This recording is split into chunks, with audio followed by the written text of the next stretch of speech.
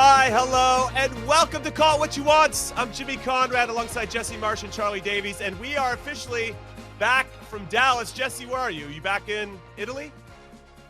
Italia. Yep. Italia. Long Great trip to back. see you. Made it Long back. trip back. Yeah. But you look Thanks, fresh and rested. Charlie, maybe not looking as fresh and rested, but maybe I'm wrong. It was good to see you on Morning Footy today, but you're back in the studio. Back in the studio, Stamford, Connecticut. Let's go. I'm back in the saddle.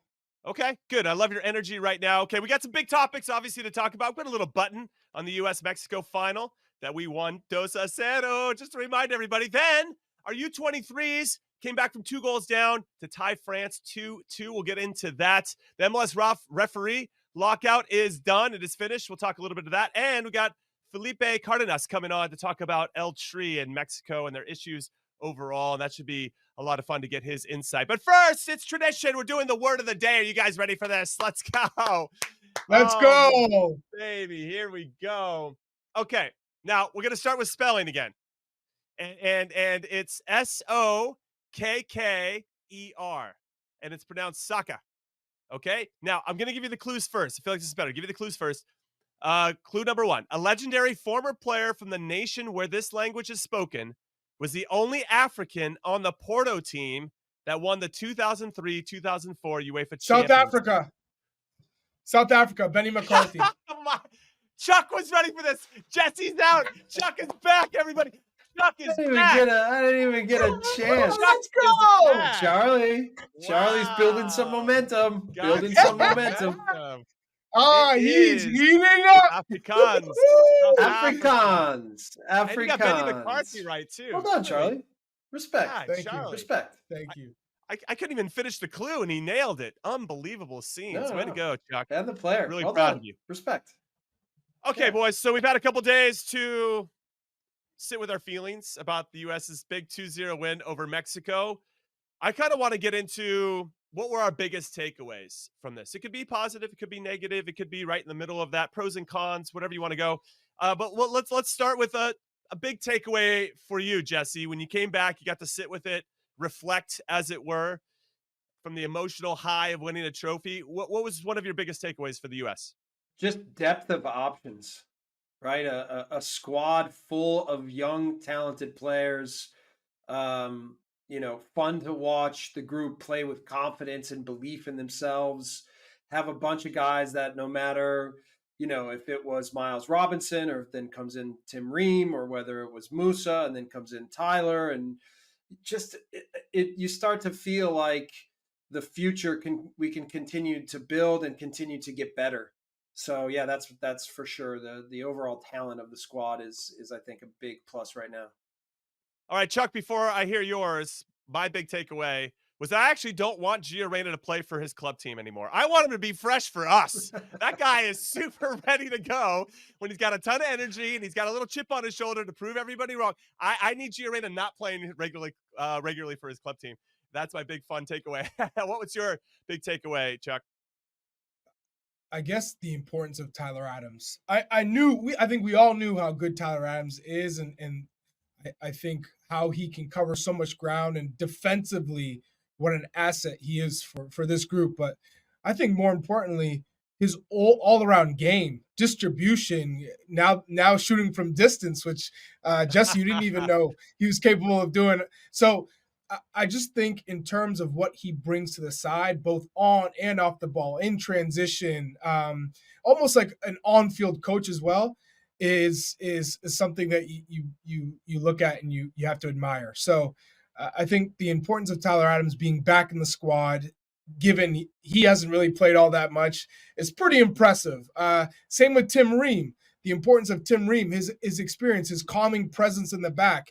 He has this aura about himself. He reads the game so well that whoever's partnered with him really benefits from playing alongside of him, because he is so good with the cover and putting fires out before they happen. So I think those are the two players that I watched outside of Gio Reyna's magical performance across the 2 matches that I say, wow, there's not really a price tag that you can put on how they play. It's just almost like it's one of those players that you look at and you go, wow. I mean, if they're fit and healthy, they got to be on the pitch. I want to add also Serginho Dest, right? Like for me, the difference between, if he would have been in the match against Jamaica, I even think it would have been a different type of day, because he just has the ability to beat a guy, to break things down, especially against a deep block.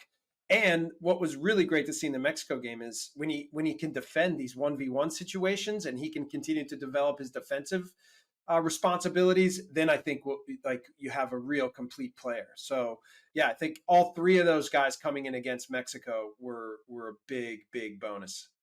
Yeah, I was going to say, and I'm glad you brought up Serginho Dest, a compare and contrast from just the mere presence of those three players when they played against Mexico, just a different type of balance within the team. And I think we were lacking that a little bit against Jamaica. Okay, one of the other things I want to bring up, and this gets a little bit into the weeds for you soccer nerds out there like us three. I thought it was interesting in the buildup when we had the ball, our buildup phase, that we had basically Chris Richards and Tim Ream spreading out a little bit to be our two.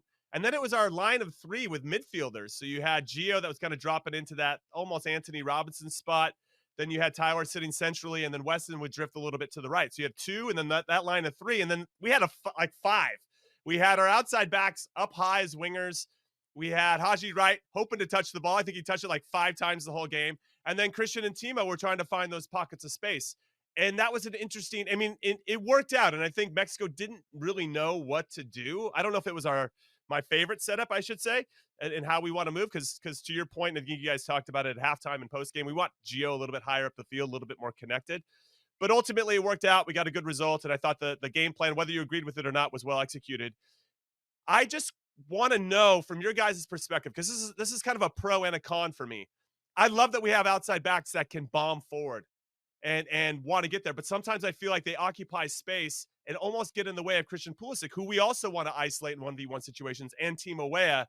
And I don't know if we've completely unlocked the best way to move in those particular moments. But Chuck, I'm coming to you first. Do you see the same things? And what do you think a nice solution would be there? Yeah, in this game, I think in the first half it was a lot of trying to figure out what Mexico is going to try and do in terms of tactically. Are they going to try and do anything different? Press, play long balls into the channels. When I think Gio Reyna, he eased into the game a little bit more so in the second half, but Jesse and I were talking about it at the desk, just being a little bit more straightforward with your play. Stay true to the touchline, being a traditional up and down winger, maybe come inside in the final third, but have everything be a little bit more easy. Less is more in this case, because you have some players who can beat the Mexican backline one-on-one rather easy, because I think that's the weakest part of this Mexican side is not only their backline and their lack of pace, but the midfield. We're typically used to seeing a Mexican midfield that controls the tempo with the players of the likes of Guardado, who gets on the ball and almost absorbs all the time. And then you're forced to defend because of his distribution. Edson Alvarez is a player who's breaking up plays, but he's not getting on the ball and dictating the tempo and spraying the ball around. So that's where Mexico is really lacking in terms of the presence in midfield, having someone who can flow in and out of possession and can command attention. So I think with the U.S. having Gio Reyna be a little bit more on the ball in the attacking third and centrally so he can go left and right and push, we were missing that. But ultimately, everyone else stepped up. So I think that goes to show what Jesse was talking about, the lack of talent and depth for this Mexican side is something we haven't seen before in the past. Yeah, listen, when I talk tactics, it's always a sensitive thing because it's like I'm attacking Greg Berhalter, okay? But which you are. Let me just tell it like this is what I try to do is I listen, I've said plenty of positive things that Greg's done and decisions that he made, like starting Tyler and a lot of different things that we were discussing along the way. But in the end, like it's good to have a tactical model. And then for me, it's good to understand how to maximize the potential of what your players can bring to the game. And so sometimes I feel like we overemphasize the tactical model and underemphasize how to put players in positions to be at their best. That's in the end, if you're just asking me what it looks like on a day like Mexico. And for me, of course, it works out because we're better than Mexico. Like that's the obvious truth. But when I'm watching the game, I'm trying to think about how to really use each player effectively to get the most out of him. So, like some ideas would be maybe Anthony Robinson more a part of the build-up phase like Gio was, and Gio up the pitch in a lot of the positions that Anthony Robinson was.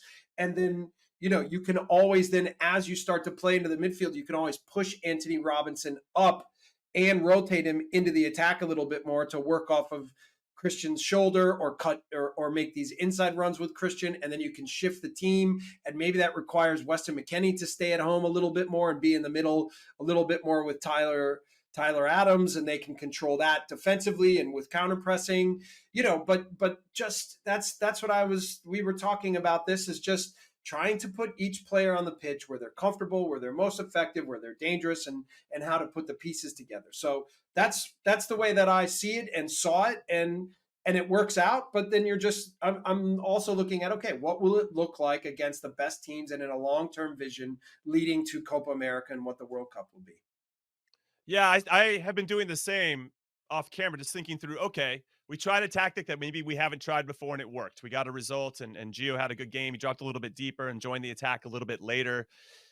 Okay, now when we play these friendlies upcoming against Colombia and Brazil, they're going to notice that we tried a little bit something different. And, oh, hey, by the way, why don't we just sit a player on Gio Reyna and see if they can beat us somewhere else and just try to slow down their main connector of passes or whatever it may be. And do we have an answer for that? I would welcome that, because that forces them to have to find different solutions. And this is where I give Greg a lot of credit over the past 2 games, is the adjustments, because the substitutions in the first game, the right substitutions in the second game, forcing Christian and Timothy Weah to be a little bit more direct and stay higher up the pitch and not coming deep or coming inside.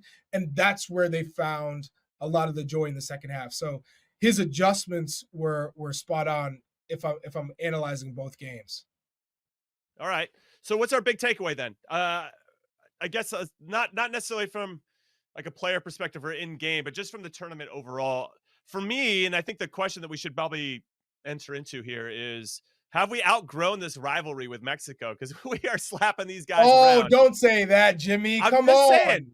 This is our 3. I know. And it feels a bit cyclical. Like at some point, they're going to figure it out, and maybe we're going to be a little bit down, and they're going to, no, maybe not. I don't know. It feels like we're trending in a much higher trajectory than they are currently. But I wonder if we had played this in Mexico, and I wonder if we play this outside of American soil, if that would help us sharpen our teeth as well for some of these competitions that are coming up. But then I think, guess what? Copa America's at home. World Cup's at home in 26. Why do we need to go leave American soil and when all the games are going to be here anyway? Jesse, thoughts on this?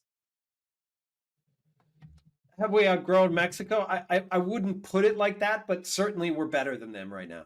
That part I think is evident. It's a little hard, obviously we talked about this after the Jamaica game. They were going to play better against Mexico because the game was going to be different. It was going to actually access some of the better qualities of what our team is, right, than maybe what the Jamaican game did. And so, it would almost be, okay, how do you want to look at it? Do you want to look at the Jamaica performance or the Mexico performance? And then what would you say? Look, in general, again, I think it was another step forward, a good moment for the U.S., important that they feel some positive energy to go into the summer. But the summer is really going to be the true test for me, and when you're having to play different opponents, better opponents, again, I've referenced this a few times, but I can imagine that the coaching staff is tired of playing the same teams, that the players are tired of playing the same teams. Like it's time for some bigger challenges and some new challenges. And I think that's we'll talk about the 23s later and how great of an experience this window was for them. But this is what we need. We need bigger challenges to help these guys get better and grow and understand what the best games are about. Well, starting on June 8th, we have 5 games on our schedule. We'll take on Colombia in a friendly first. On the 12th, we'll take on Brazil. Then Copa America starts. We got Bolivia on the 23rd, Panama on the 27th, and Uruguay on July 1st. Those 5 games are going to determine quite a bit about this team and our coaching staff as